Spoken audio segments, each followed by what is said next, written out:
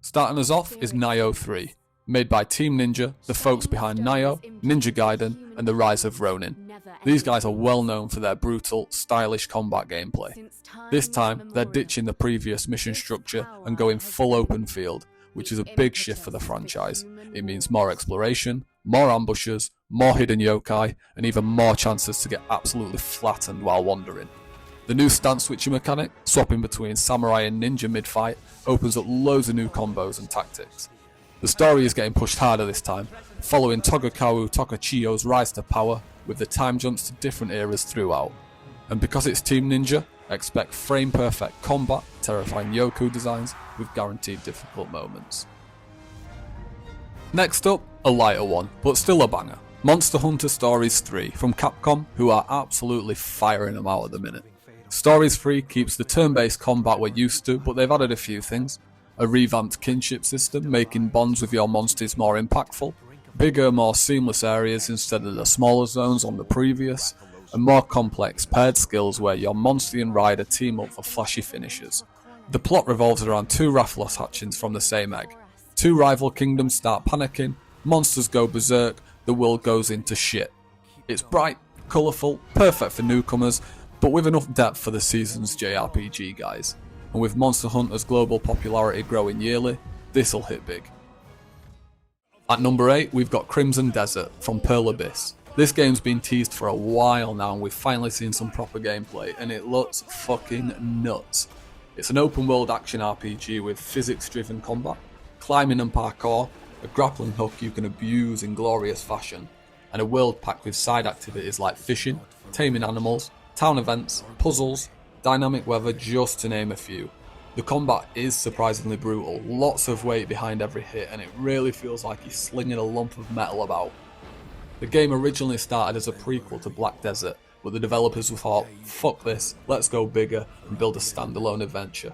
So you don't need to know anything about MMO. If it delivers even half of its ambition, this could be breakout hit of the year.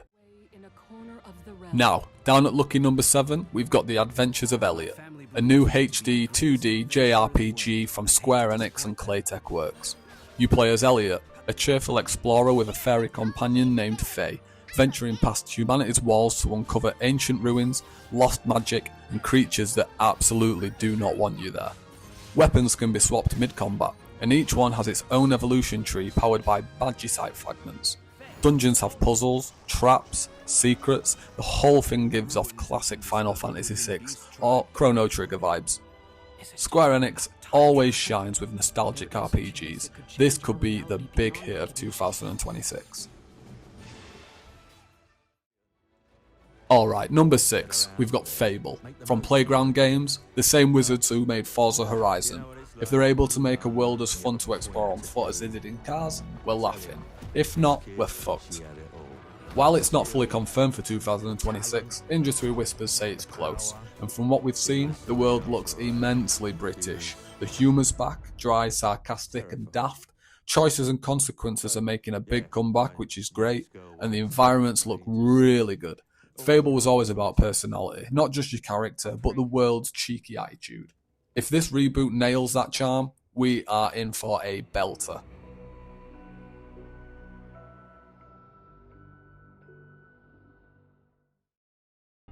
Moving to number 5, we have Pragmata, another from Capcom. This one is the most mysterious game on the list, but every time Capcom delays it, they promise they're just making it better, so fingers crossed. It's set in a dystopian future with a emotional father figure dynamic between the main character and a young girl named Diana. Little cringe, but whatever. Expect atmospheric exploration, heavy sci-fi themes, gravity bending mechanics, and a story beat that'll probably kick you right in the nuts. Capcom haven't missed in years Resident Evil, Monster Hunter, Dragon's Dogma 2, so Pragmata could be the next big pillar. Let's see. Okay, the big one. Elder Scrolls 6, made by Bethesda Game Studio. If this actually lands in 2026 like we think, the gaming world will fucking go nuts. Just like when Skyrim did, but with better animations, Bethesda are using their upgraded Creation Engine 2, promising the biggest landscapes we've ever seen, deeper faction systems, more reactive NPCs, better procedural generation for caves and forests, and more player freedom than ever. Rumours suggest it'll be set in a Hammerfall deserts, coastlines and ancient Redguard ruins. If this launches next year, nothing else stands a chance. Simple as. Down to the top 3 now, and we're kicking off with The Witcher 4. This will begin an entire new trilogy using Unreal Engine 5, so we can expect massive graphical upgrades and more detailed open world environments than ever. We know a few things. It'll feature a new protagonist. Early teasers show a school of the Link's Medallion, hinting at a new Witcher school, and the developers are rebuilding their quest system to offer more branching paths. They've also got triple the developer size, so, we can expect a big one. At number 2, we've got the next Mass Effect from BioWare. And let's be fair, BioWare really needs a win here. The fans are desperate for it to return to form. Early info suggests a continuation involving both the Andromeda and the Milky Way timelines, Liara returning in some major capacity, next-gen lighting tech, and a more grounded tone than before, going back to the mood of Mass Effect 1 and 2. BioWare are apparently taking their time, which is good, because a sloppy launch here would fuck them completely.